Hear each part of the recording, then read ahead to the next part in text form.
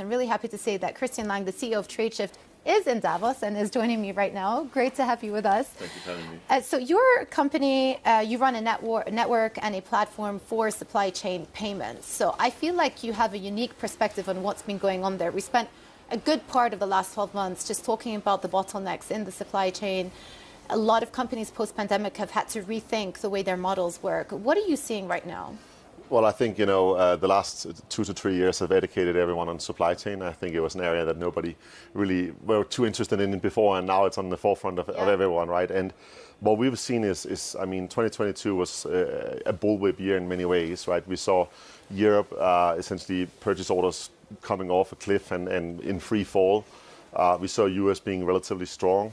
We've seen a bit of a comeback in fourth quarter in Europe, but actually now we're seeing the biggest drop we actually ever seen in the US when it comes to purchase orders. This might be biggest drop. So that might be companies cleaning up inventory. It might also be, if it continues in the first quarter, it might also be a sign that we're looking at a recession.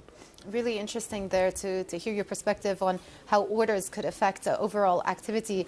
But just to come back to what we were saying about supply chains, not quite done talking about this topic, even though you've been educating us the last couple of years.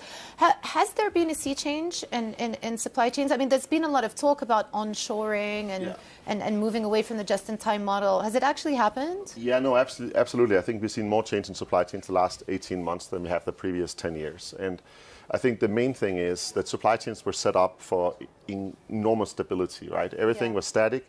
It was in a world that worked. There was no trade friction.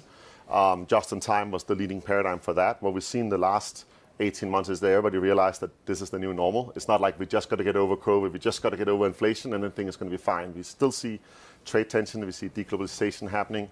So what people are realizing more and more is you need nimble, you need flexible, you need agile supply chains.